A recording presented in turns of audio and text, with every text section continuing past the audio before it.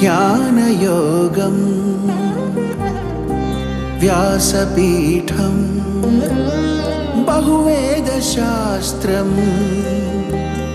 బోధామృతహిత శ్రీమన్నారాయణం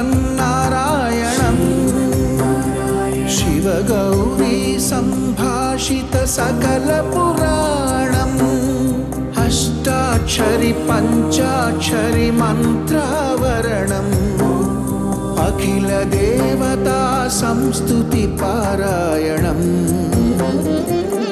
జయ మంగళకరమీ ప్రవచన శ్రవణం అనుదినము శుభము సుఖము జీవన గమనం దేవరాగం జ్ఞానయోగం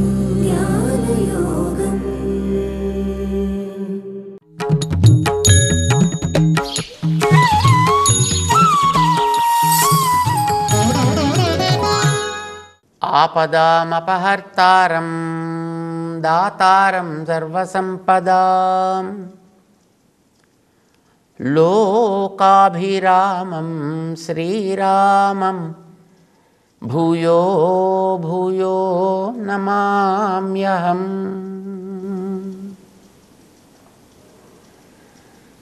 జయ శ్రీమన్నారాయణ. ప్రియ భగవద్బంధులారా, మనస్సు చెప్పినట్టు బుద్ధి పనిచేస్తుందా, బుద్ధి చెప్పినట్టు మనస్సు పనిచేస్తుందా? ఏది ముందు ఏది వెనక, ఏది నడిపేది ఏది నడిచేది? ఇది రకరకాల ఆలోచనలు ఉన్నాయి. కానీ మనకి వేదాల్లో బుద్ధిని మంత్రితో పోల్చారు, మనస్సుని సేనానాయకుడితో పోల్చారు. ఒక దేశపు రక్షణకి మంత్రి ప్రధానమా, సేనానాయకుడు ప్రధానమా? ఇద్దరూ ప్రధానమే. నిర్ణయం చేసి ఇచ్చేవాడు మంత్రి కావాలి, దాన్ని అమలుపరిచేటటువంటి పట్టుదల సేనానాయకుడిలో ఉండాలి. సేనానాయకుడు ఏది సూచనలు ఇస్తే, ఎలా చేయగలం అని చెప్తే దాన్ని ఎట్లా చేయాలో మంత్రులు దానికి ఒక ప్లాన్ తయారు చేసి ఇవ్వాలి. మంత్రులు ఏది కోరుకుంటున్నారో దాన్ని వాళ్ళు మొట్టమొదట అమలుపరచాలి అని అనుకున్నప్పుడు సేనానాయకుడు దాన్ని అమలుపరచాలి. అంటే ఇప్పుడు సేనానాయకుడు సూచించిన ప్రకారం వీళ్ళు సలహాలు ఇవ్వాలా, వీళ్ళు సలహాలు ఇచ్చిన దాని ప్రకారం సేనానాయకుడు పనిచేయాలా? మంత్రులు ఏదో ఇంప్లిమెంట్ చేయడానికి అవకాశం లేని ఏదో సలహాలు ఇచ్చారు అనుకోండి, ఎట్లా చేస్తాడు? ఇప్పుడు మన భారతదేశం ఉందనుకుందాం. మనం బ్రహ్మాండమైనటువంటి ఒక బ్రెయిన్ స్ట్రాంగ్ చేసేసి ఆలోచనలను చేసి మొత్తం ఈ భారతదేశానికి చుట్టూ సముద్రమే ఉన్నది కనుక, తూర్పు దక్షిణం పశ్చిమం 3 దిక్కుల్లోనూ సముద్రమే ఉన్నది కనుక, ఈ సముద్రంలోంచి ఎవరైనా బయటికి వాళ్ళు లోపలికి రావడానికి అవకాశం ఉంది కనుక, అలా రాకుండా ఉండడానికి ఎక్కడెక్కడ మొత్తం సముద్రం ఉందో అంతటా ఒక పెద్ద గోడ కట్టేద్దాం ఉన్నారనుకోండి, మంచి ఆలోచన. లేదు ఒక పెద్ద పవర్ ఫెన్సింగ్ వేసేద్దాం అన్నారనుకోండి, మంచి ఆలోచన. కానీ బట్ ఈజ్ ఇట్ ప్రాక్టికల్? సాధ్యమా? అదేం ప్లెయిన్గా ఉండే నేల దాని మీద వేసుకుంటూ వెళ్ళిపోవడానికి? కొండలు ఉన్నాయి, లోయలు ఉన్నాయి, రకరకాలైనటువంటి వనాలు ఉన్నాయి. ఇలాంటి వాటన్నిటినీ కూడా దృష్టిలో పెట్టుకున్నప్పుడు మంత్రులు గోడ కట్టండి దేశానికి మొత్తం చుట్టూను అన్నారనుకోండి, ఇంకా ఉత్తరానికి వెళ్ళామనుకోండి, వెడితే అదంతా మొత్తం పర్వతాలు, మంచు పర్వతాలు. పోనీ ఏదో మామూలు పర్వతం అయితే దాని నుంచి ఏదో అలా గోడ కట్టుకుంటూ కొంత చేయొచ్చు. అక్కడ కొండల మీద చూడండి, కొన్ని చోట్ల చైనా వాల్ లాంటి వాటిని అలా కొండలు ఉంటే ఆ కొండల మించి కూడా కట్టారు పాపం. ఇదివరకు మహారాజులు కోటలు కట్టినప్పుడు కూడా కొండల మీద కూడా అలాగా కాంపౌండ్ వాల్స్ లాంటివి కట్టేవారు. కానీ అది మంచు మీద గోడలు ఏం కడతారండి? లేదా అటు నుంచి ఎవడు రాకుండా ఉండాలంటే దేశానికి రక్షణ కావాలి, కట్టండి గోడలు అన్నారనుకోండి. ఒకటి దానికి అయ్యే ఖర్చు ఎంత, నీకుండే సామర్థ్యం ఎంత, అసలు దాని మీద చచ్చి చేయడం ఇంత కష్టపడి కట్టావనుకో, అది కాస్త ఏ గ్లేషియర్ వచ్చి సర్రమని జారిపోయింది అనుకో, అప్పుడు నువ్వు కట్టిందంతా ఏం గతి కాదు దానికి. సో మంత్రులిచ్చే సలహా ప్రాక్టికల్గా ఉండాలి. ఇప్పుడు దాన్ని నువ్వు ఎలా చేయని చెప్పినా ఆ సైన్యాధ్యక్షుడు దాన్ని మాకు ఇది సాధ్యం కాదు, మేము చేయలేము అని ఆయన రిజెక్ట్ చేశాడు అనుకోండి, వీళ్ళ సలహాలు ఏం చేసుకోను, శుభ్రంగా వాటిని నీట్గా ప్యాక్ చేసి డస్ట్బిన్లోకి వేయవలేను, మన పాత గవర్నమెంట్లు చేసినట్టుగా. So impractical suggestions are not advised. వాళ్ళు చెయ్యగలిగినదేదో దాన్ని నువ్వు చెప్పగలగాలి. అది నువ్వు ఆలోచించి చెప్పినప్పుడు బద్ధకించకుండా దాన్ని యథాతథంగా చేసేవాళ్ళు వాళ్ళు కావాలి. అబ్బా చేసేవాళ్ళు వాళ్ళు, సలహా ఇచ్చేది వీళ్ళు, అయ్యా మీ ఇద్దరు కూర్చుని ఏదో ఆలోచించుకొని చక్కగా మంచిగా చేయండి అని ఒకవేళ రాజుగారు వాళ్ళిద్దరి మీద బాధ్యత ఇద్దరిని కలిపేసి పెట్టేశాడు అనుకోండి, రాజుగారి పని క్లోజ్. ఎందుకని? మంత్రులు సేనా నాయకులు ఇద్దరు కూడా కలిశారంటే శుభ్రంగా రాజుగారిని కూడా తీసి పక్కన పెట్టేసి వాళ్ళ చేతుల్లోకి పరిపాలన తీసుకుని మొత్తం దేశం అంతా శుభ్రంగా భ్రష్టు పట్టేట్టు చేస్తారు, మన పొరుగు దేశాలు అవుతున్నట్టుగా. సేన నడిపించిన రీతిలో మొత్తం దేశం నడవాల్సి వచ్చేటటువంటి దౌర్భాగ్యపు స్థితి ఏర్పడుతుంది. అలాగూ కాకూడదు. అంటే యోగ్యమైన వాడు మంత్రి కావాలి, యోగ్యమైన వాడు సేనానాయకుడు కావాలి, ఇద్దరికీ నేరుగా రాజుగారితో కాంటాక్ట్ ఉండాలి, ఇద్దరు కూడా నేరుగా రిపోర్టింగ్ రాజుకే ఇవ్వాలి. రాజు వీళ్ళకి వాళ్ళకి కోఆర్డినేషన్ ఇచ్చినప్పటికీ కూడా వాటి పూర్తి అవగాహన అనేటటువంటిది తన దగ్గరే ఉండేట్టు చూసుకోవాలి తప్ప వాళ్ళకి కలిపేసి తను ప్రమాదాలని కొని తెచ్చుకోకూడదు. ఇది మన శరీరానికి కూడానండి. మనం చేసేటటువంటి కర్మాచరణ, మనం జీవితంలో ఆచరించేటటువంటి మన యొక్క పనులన్నిటినీ కూడా మంచి బుద్ధి ఇచ్చినటువంటి మార్గదర్శనంలో బాగా అమలుపరిచేటటువంటి మనసు యొక్క సహకారంతో, మనసు ఇచ్చినటువంటి ఆజ్ఞని పాలించే ఇంద్రియాల యొక్క తోడ్పాటుతో, ఇదే మనకి తగును, కష్టమో నష్టమో ఏదైనా పర్వాలేదు. ఒక్కొక్కసారి మంచు కొండలో నడవాల్సి రావచ్చు, కాళ్ళు తిమ్మిరెక్కిపోతాయి, ఒంటికి చలేస్తూ ఉంటుంది, కంటికి బయర్లు కమ్ముతూ ఉంటాయి, చెవుల్లోంచి హోరని గాలి వీస్తూ ఉంటుంది.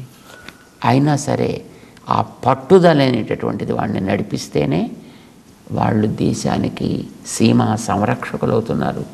అలాంటి వాళ్ళు పడ్డ కష్టాల్లోంచి మనం సుఖపడుతున్న దేశంలో ఉంటుంది.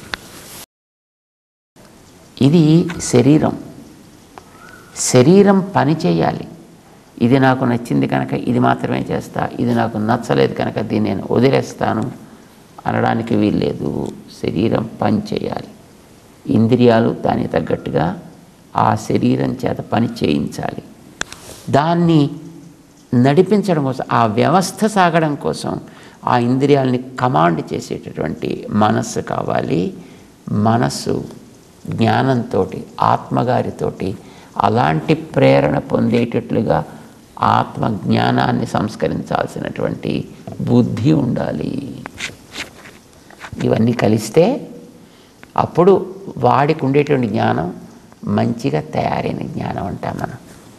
ఊరగాయ పెడతారు, తెలుసును కదా, ఊరగాయ, ఆవకాయ, మాగాయ ఇలాంటివన్నీ పెడుతుంటారు.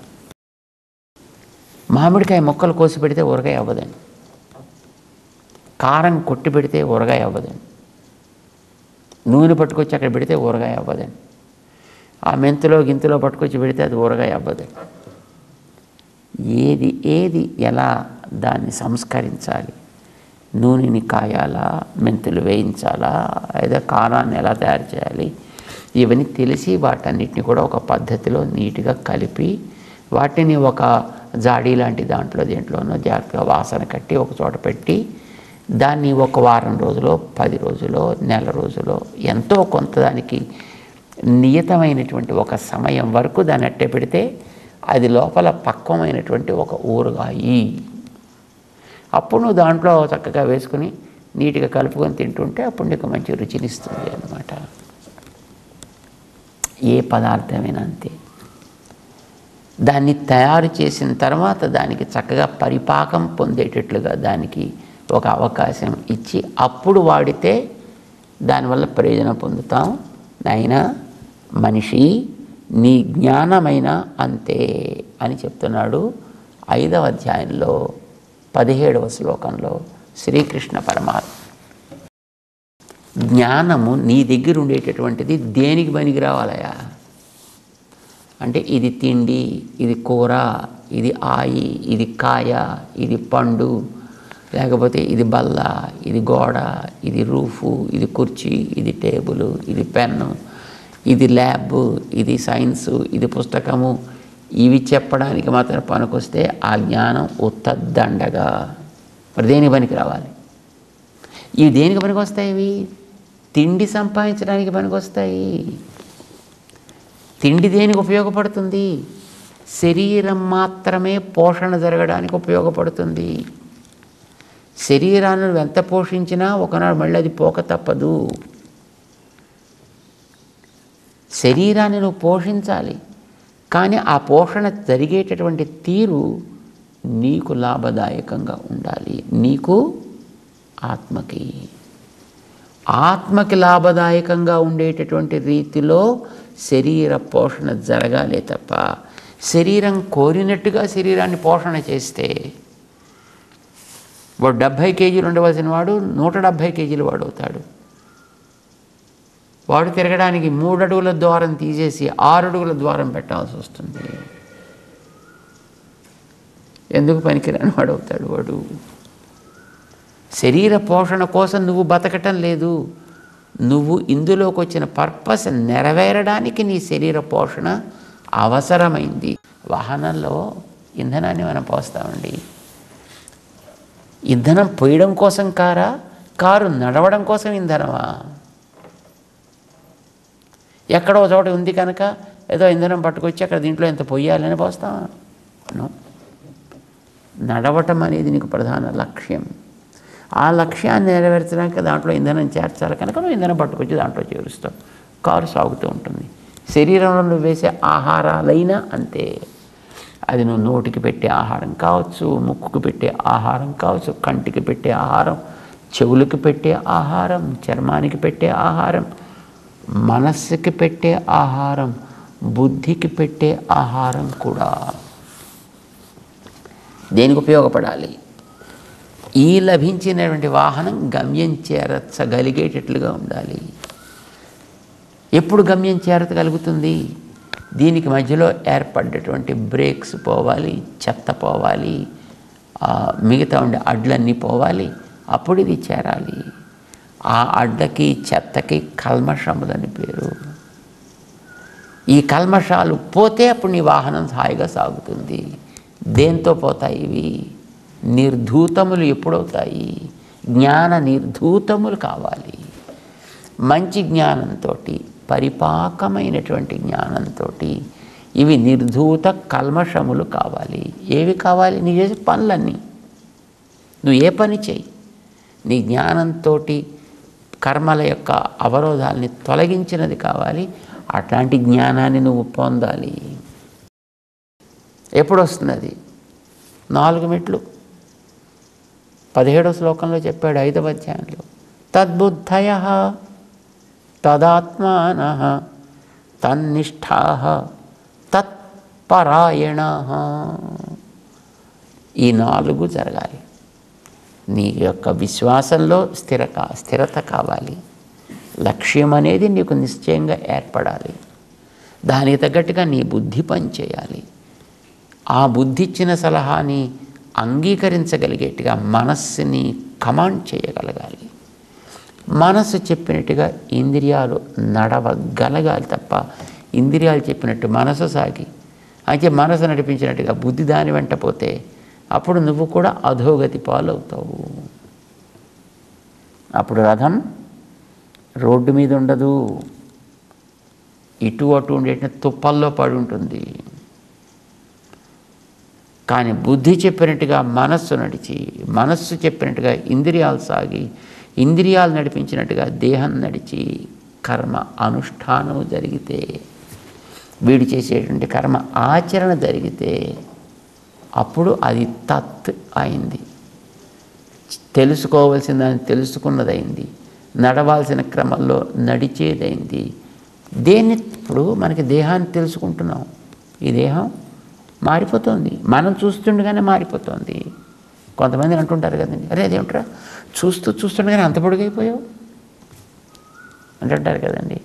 వాడు ఇంత ఉంటాడు, వాడు చూస్తుండగా వాడు 5 అడుగులు అయిపోతాడు, 6 అడుగులు అయిపోతాడు, 6.5 అయిపోతాడు. మార్పు అనేది దేహానికి సహజము. దేహంలో మార్పులు ఉంటాయి, నీలో మార్పు లేదు. నువ్వెవరు? ఆత్మస్వరూపానివి నువ్వు. నీ పేరు ఆత్మ. ఎలా ఉంటావు నువ్వు? పరమాత్మ వెనక ఉండి నడిపిస్తే నువ్వు ఉన్నావు ఇక్కడ. కనుక వెనక పరమాత్మ ఉన్నాడు, నువ్వున్నావు. నీ గురించి నీకు తెలియాలి కదా. పోనీ నడిపే వాడి గురించి తెలిసినా తెలియకపోయినా ముందర నీ గురించి అయితే నీకు తెలియాలా వద్దా? నీకేది తగునో, ఏది అవసరమో, ఏది ఎప్పుడు ఉండాలో అది నీకు తెలియాలి కదా. ఏది ఉండాలి నీకు?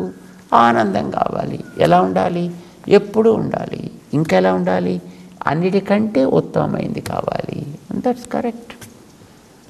ఎంతకాలం ఉండాలి? ఎప్పటికీ ఉండాలి. అది శాశ్వతి సమాహ అన్నట్టుగా అసలు ఇది పోనే పోకూడదు.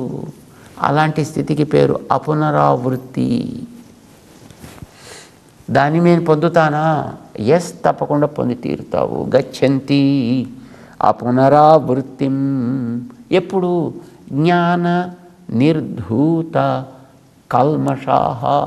నీకుండేటటువంటి బాగా పక్వమైనటువంటి జ్ఞానం చేత, నిర్ధూత మొత్తం నశించిపోయినటువంటి, కల్మషాహ పాపములన్నీ నిమించి అవన్నీ కూడా పోవాలి. అది పోతే ఇంకా నీకేమీ లేదు బంధకం. ఇప్పుడు నువ్వు హాయిగా నువ్వు ఆ తత్వాన్ని సాక్షాత్కరించు. ఆత్మ దర్శనం నీకు అవుతుంది. ఆత్మ దర్శనానికి తగినటువంటి యోగ్యత అప్పుడు నీలో ఏర్పడుతుంది. ఆత్మ దర్శనం కలిగితే, ఆత్మ గురించినటువంటి మంచి అవగాహన కలిగితే నీకు ఆత్మ ముందు తెలుస్తుంది, ఆత్మ వెనక తెలుస్తుంది. ఆత్మ ముందు ఇంతవరకు మనం సాగించే ప్రవృత్తులు, ఆత్మ వెనక నిన్ను నడిపిస్తూ కూర్చున్నటువంటి పరమాత్మ. ఆత్మ వెనక వాడు ఇప్పటిదాకా ఎందుకు అనిపించలేదండి మాకు అంటే ఏం చేస్తాం? ముందు కనిపిస్తే నీ ఈగో ఎక్కడ హర్ట్ అవుతుందో అని భయం పాపం వాడికి, బెంగ అనిపిస్తుంది కదా మా అందరికీ. నేనే నడవగలను, నన్ను నడిపించక్కర్లేదు, నేనే చేసుకోగలను, నువ్వేం చేసి పెట్టక్కర్లేదు నాకు. కొందరు అంటుంటారు కదండి ఇలాగా, ఒరే నీకు ఈ పని చేస్తాను, నాకేం అక్కర్లేదు, నేనే చేసుకోగలను. అలా అనుకునే వ్యక్తిత్వం ఈ జీవుడికి ఉంది కనుక పాప ఆయనే నిజంగా వచ్చి చేద్దామని అనుకుంటే నాకు అక్కర్లేదు అని అన్న బలవంతంగా చేసేటటువంటి వ్యక్తిత్వం కాదంటే అయింది. దయామయుడు కనుక ఓకే నువ్వే చేసుకో పర్వాలేదులే, కానీ చేసుకోవడం చేత కాదు వాడికి. లేదా వెనకాల తాను ఉండాలి, తను శక్తినివ్వాలి. తాను శక్తినిస్తుంటే లభించిన శక్తితోటి ఇదంతా నేనే చేస్తున్నాను అని అనుకుంటూ సాగిస్తాడు. మానసిక ఐంద్రికమైనటువంటి శారీరకమైనటువంటి ప్రవృత్తులన్నీ కూడా అవి నశిస్తాయని తెలిసినా అవి సుఖంగా అనిపిస్తాయి. ఎందుకంటే మన చుట్టూ అట్లాంటివి కొన్ని కోట్లు ఉన్నాయండి. మన ఇంద్రియాలకి లభించే విషయాలు కొన్ని కోట్లు ఉన్నాయి. అన్నీ సుఖంగా ఉంటాయి, అన్నీ బాగుంటాయి, అన్నీ ఆనందాన్ని ఇస్తాయి తాత్కాలికంగా. తాత్కాలికంగా ఎందుకంటున్నామంటే సినిమా చూడడానికి చాలా బాగుంటుందండి. గంట, 2 గంటలు, 3 గంటలు, 10 గంటలు అనుకోండి పోనీ, ఒకదాని తర్వాత ఒకదాని చూస్తున్నాడు. ఆ తర్వాతైనా వాడికి తెలియకుండానే కళ్ళ నీళ్ళు నిద్ర వచ్చేస్తుంది, కళ్ళని ఎర్రబడిపోతాయి, నీరసం వచ్చేస్తుంది, పిచ్చోళ్ళ జారుతాడు. అంటే నీకు ఆనందాన్ని ఇస్తోంది అని అనిపించేది కూడా నీకు నిజానికి ఆనందాన్ని ఇవ్వట్లే, నీకు హాని కలిగిస్తోంది. తిండేనా అంతేనండి. మొట్టమొదటి వీడికి తీపి ఇష్టం అని అనుకుందాం. మంచి తీపిగా ఉండేటటువంటి చక్కగా బెల్లంతో తయారు చేసినటువంటి మంచి మంచి లడ్డూలు పెట్టారు, మంచి గులాబ్ జాములు పెట్టారు, ఇంకా రకరకాలుగా తయారు చేసినటువంటి ఎన్నెన్నో పదార్థాలు పెట్టారు. మొట్టమొదటి తింటుంటే బాగానే ఉంటుంది. కానీ ఎంతవరకు? టు సమ్ ఎక్స్టెంట్, అంతే. ఒక పాయింట్ దాటిన తర్వాత ఇంకా తింటుంటే వాడికి తింటున్నాడో తెలియదు, తినడంలో తెలియట్లేదు, రుచి ఏమిటో వాడికి అర్థం కాదు. ఇంకా అది ఇంకా వీడికి వెగట పుడుతుంది. రుచి అని అనిపించదు. రుచి ఉండేదైతే ఎప్పుడు ఆ రుచి ఉండాలి కదండి. ఇష్టం ఏదైతే ఎప్పుడు అలా ఇష్టం కావాలి కదండి. కానీ ఇప్పుడు ఇష్టమైంది కొంతసేపు తిన్న తర్వాత ఇంకొద్దు అనిపిస్తుంది. మళ్ళీ మధ్యలో చిన్న పులుపో కారమో రుచి తగలాలి. తగిలితే ఇంకో కొంచెం సేపు అదే ఇంకో 2-3 ఐటమ్స్ వీడు ఎక్కించగలుగుతాడేమో రుచి మారిస్తే.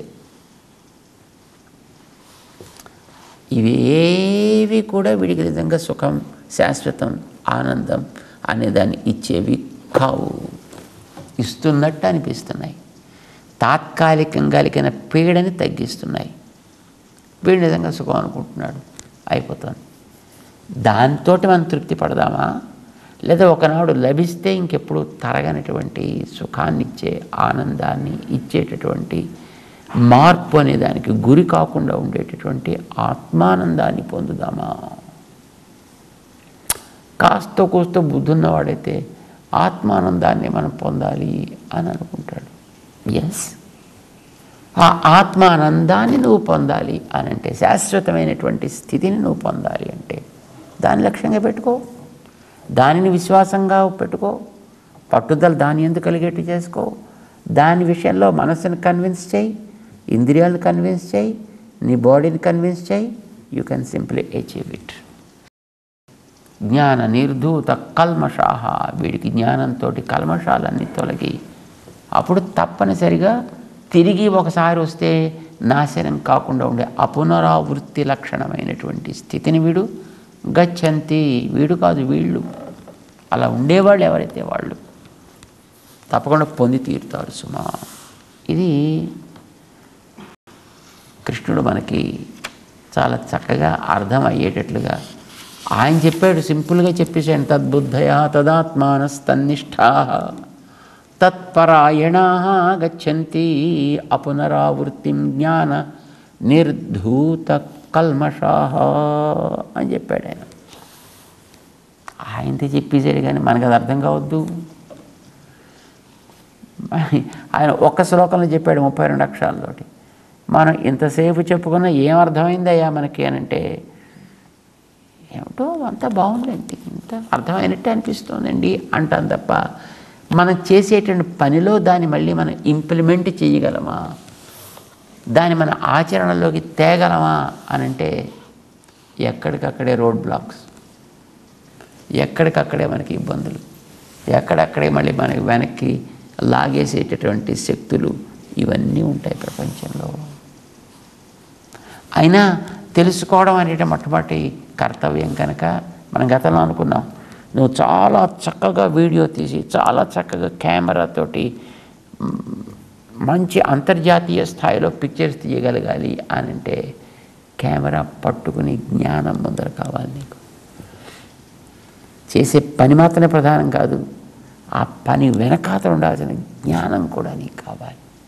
సో ఆ జ్ఞానం ఏర్పడితే, పరికరం దొరికితే, అప్పుడు ఎదుట మనం ఒక సీన్ని చూస్తే దాన్ని మనం చక్కగా చేయగలుగుతాం, దాంట్లో దిగేటట్టుగా చేసుకోగలుగుతాం. సేమ్ థింగ్ మన మనస్సుకి దాన్ని అర్థమయ్యేటట్టుగా చేయగలుగుతాం అంటూ 5వ అధ్యాయంలో 17వ శ్లోకాన్ని చెబుతూ ఎవరు పొందుతారు ఇట్లాంటి స్థితిని, ఏ రకమైనటువంటి జ్ఞానం ఉన్నవాడు పొందుతాడు. మనకి జ్ఞానం అని చెప్తున్నాడు ఆయన. దాన్నే బుద్ధిలో పెట్టుకోమన్నాడు, దాన్నే మనసుకి చెప్పమన్నాడు, దాన్నే ఇంద్రియాలకి ఇమ్మన్నాడు, దాన్నే మనకి పరాయణత్వం కలగాలి అని చెప్పాడు. ఇవంతా కూడా చెప్పాడు జ్ఞానము అని చెప్పి. ఏమిటా జ్ఞానం, ఎలా ఉండే జ్ఞానం అది అనేదాన్ని 18వ శ్లోకంలో వివరిస్తూ ముందుకు సాగుతాడు. తెలుసుకునే ప్రయత్నం క్రమంగా మనం కూడా చేద్దాం. జై శ్రీమన్నారాయణ.